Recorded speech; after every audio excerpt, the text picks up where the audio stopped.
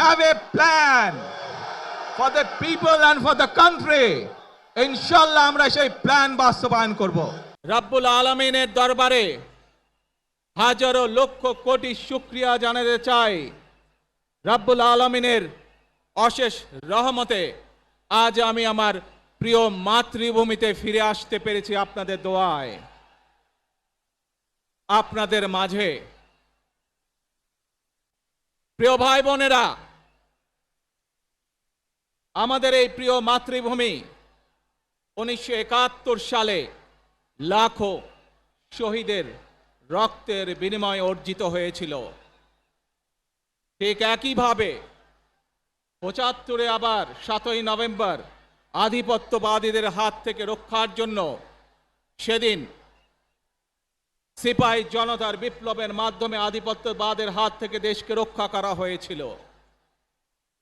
একইভাবে পরবর্তীতে 90-এ স্বৈরাচারের বিরুদ্ধে এদেশের জনগণ, এদেশের খেটে খাওয়া মানুষ তাদের গণতান্ত্রিক অধিকারকে ছিনিয়ে এনেছিল। কিন্তু তারপরেও ষড়যন্ত্রকারীদের ষড়যন্ত্র থেমে থাকেনি। আমরা তারপর দেখেছি 2024 সালে, 71 সালে এই দেশের মানুষ যেমন স্বাধীনতা অর্জন করেছিল, 2024 সালে এদেশের ছাত্র জনতা সহ সর্বস্তরের মানুষ, কৃষক, শ্রমিক, গৃহবধূ, নারী, পুরুষ, মাদ্রাসার ছাত্র সহ দলমত নির্বিশেষে, শ্রেণী পেশা নির্বিশেষে সকল মানুষ সেদিন 2024 সালের 5ই আগস্ট এই দেশের স্বাধীনতা এবং সার্বভৌমত্বকে রক্ষা করেছিল। প্রিয় ভাই বোনেরা, আজ বাংলাদেশের মানুষ কথা বলার অধিকার ফিরে পেতে চায়। তারা তাদের গণতান্ত্রিক অধিকার ফিরে পেতে চায়। বাংলাদেশের মানুষ চায় তারা তাদের যোগ্যতা অনুযায়ী ন্যায্য অধিকার পাবে। প্রিয় ভাই বোনেরা, আজ আমাদের সময় এসেছে সকলে মিলে দেশ গড়ার। এই দেশে যেমন পাহাড়ের মানুষ আছে, এই দেশে একইভাবে সমতলের মানুষ আছে। এই দেশে মুসলমান, বৌদ্ধ, খ্রিস্টান, হিন্দু সহ বিভিন্ন ধর্মের মানুষ বসবাস করে। আমরা চাই সকলে মিলে এমন একটি বাংলাদেশ গড়ে তুলব আমরা, যেই বাংলাদেশের স্বপ্ন একজন মা দেখেন, অর্থাৎ একটি নিরাপদ বাংলাদেশ আমরা গড়ে তুলতে চাই। যে বাংলাদেশে একজন নারী, একজন পুরুষ, একজন শিশু যেই হোক না কেন নিরাপদে ঘর থেকে বের হলে নিরাপদে ইনশাআল্লাহ ঘরে আবার ফিরে আসতে পারে।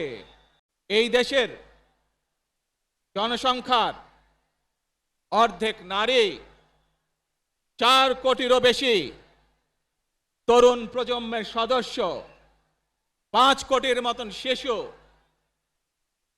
40 লক্ষের মতন প্রতিবন্ধী মানুষ রয়েছেন, কয়েক কোটি কৃষক, শ্রমিক রয়েছেন। এই মানুষগুলোর একটি প্রত্যাশা আছে এই রাষ্ট্রের কাছে, এই মানুষগুলোর একটি আকাঙ্ক্ষা আছে এই দেশের কাছে। আজ আমরা সকলে যদি ঐক্যবদ্ধ হই, আজ আমরা যদি সকলে প্রতিজ্ঞাবদ্ধ হই, তাহলে আমরা এই লক্ষ কোটি মানুষের সেই প্রত্যাশাগুলো পূরণ করতে পারি ইনশাআল্লাহ। প্রিয় ভাই বোনেরা, 71 সালে আমাদের শহীদরা নিজের জীবন উৎসর্গ করেছিলেন এই রকম একটি বাংলাদেশ গঠনের জন্য। বিগত 15 বছর স্বৈরাচারের বিরুদ্ধে শত শত হাজারো গুম খুনের শিকার হয়েছে শুধু রাজনৈতিক দলের সদস্য নয়, নিরীহ মানুষের প্রতিবাদ করতে গিয়ে অত্যাচার নির্যাতনের শিকার হয়েছে। জীবন দিয়েছে। 2024 সাল মাত্র সেদিনের ঘটনা। কিভাবে আমরা দেখেছি আমাদের তরুণ প্রজন্মের সদস্যরা কিভাবে নিজের জীবন উৎসর্গ করেছে দেশের এই স্বাধীনতা এবং সার্বভৌমত্বকে রক্ষা করার জন্য। প্রিয় ভাই বোনেরা, কয়েকদিন আগে এই বাংলাদেশের 24-এর আন্দোলনের এক সাহসী প্রজন্মের এক সাহসী সদস্য ওসমান হাদিকে হত্যা করা হয়েছে। ওসমান হাদি শহীদ হয়েছে।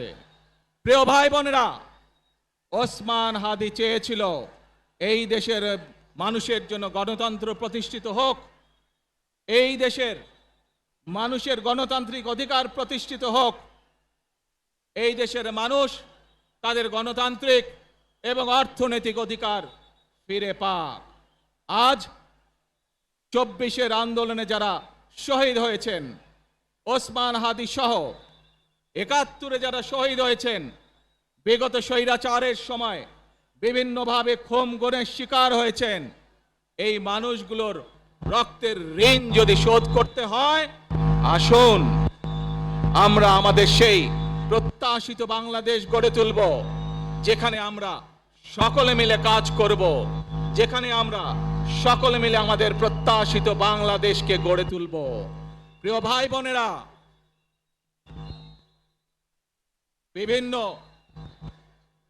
আধিপত্যবাদ শক্তির গুপ্তচরেরা বিভিন্নভাবে ষড়যন্ত্রে এখন লিপ্ত রয়েছে। আমাদেরকে ধৈর্যশীল হতে হবে, আমাদেরকে ধৈর্য ধারণ করতে হবে। বিশেষ করে তরুণ প্রজন্মের যে সদস্যরা আছেন, আপনারাই আগামী দিন দেশকে নেতৃত্ব দিবেন, দেশকে গড়ে তুলবেন। এই দায়িত্ব তরুণ প্রজন্মের সদস্যদেরকে আজ গ্রহণ করতে হবে, যাতে করে এই দেশকে আমরা সুন্দরভাবে গড়ে তুলতে পারি।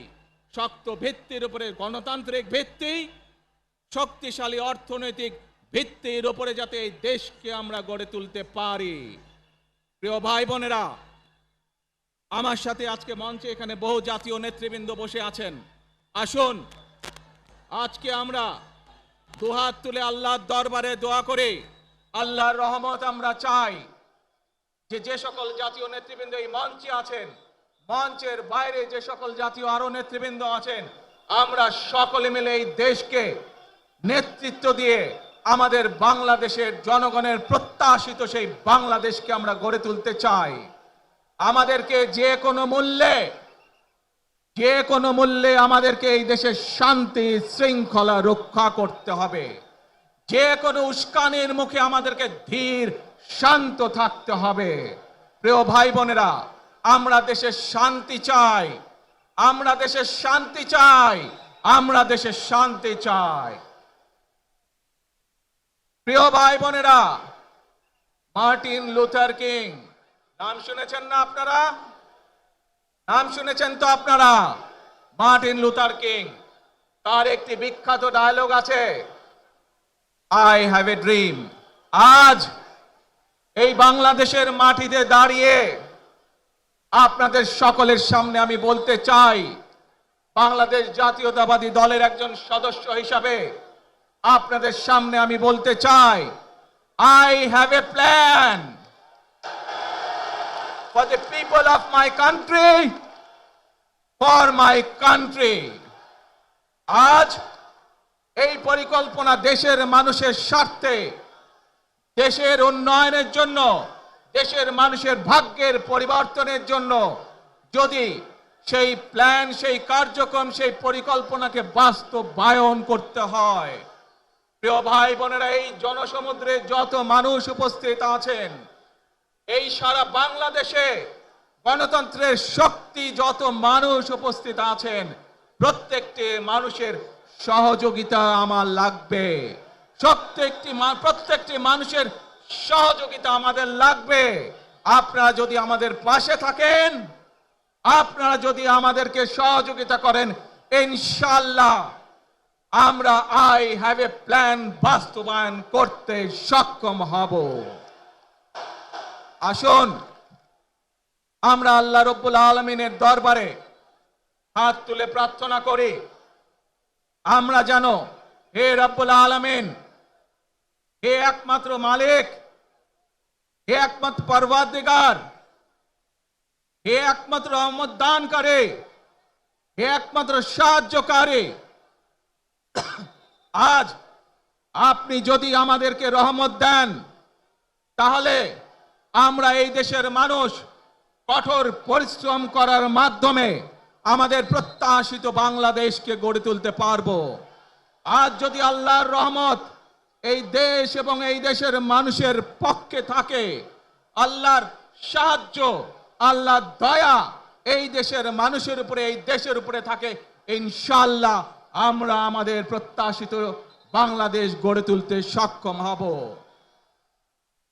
প্রিয় ভাই বোনেরা, আজ আসুন আমরা সকলে মিলে প্রতিজ্ঞা করি, আমরা সকলে মিলে প্রতিজ্ঞা করি যে ইনশাআল্লাহ আগামী দিনে দেশ পরিচালনার দায়িত্বে যারা আসবে আমরা সকলে নবী করিম সাল্লাল্লাহু আলাইহি সাল্লামের যে ন্যায়পরায়ণতা, সেই ন্যায়পরায়ণতার আলোকে আমরা দেশ পরিচালনার সর্বোচ্চ চেষ্টা করব। প্রিয় ভাই বোনেরা, আজ আপনারা জানেন এখান থেকে আমি আমার মা দেশনেত্রী খালেদা জিয়ার কাছে যাব। একটি মানুষ, যে মানুষটি এই দেশের মাটি, এই দেশের মানুষকে নিজের জীবনের থেকেও বেশি ভালোবেসেছেন, তার সাথে কি হয়েছে আপনারা প্রত্যেকটি মানুষ সে সম্পর্কে অবগত আছেন। সন্তান হিসাবে আপনাদের কাছে আমি চাইবো আজ আল্লাহর দরবারে আপনারা দোয়া করবেন যাতে আল্লাহ ওনাকে তৌফিক দেন, উনি যাতে সুস্থ হতে পারেন। প্রিয় ভাই বোনেরা, সন্তান হিসাবে আমার মন আমার মায়ের বিছানার পাশে পড়ে আছে সেই হাসপাতালের ঘরে,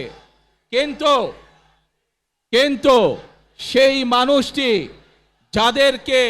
যাদের জন্য জীবনকে উৎসর্গ করেছে, অর্থাৎ আপনারা এই মানুষগুলোকে যাদের জন্য দেশনেত্রী খালেদা জিয়া জীবন উৎসর্গ করেছেন নিজের জীবন, সেই মানুষগুলোকে আমি কোনোভাবেই ফেলে যেতে পারি না। এবং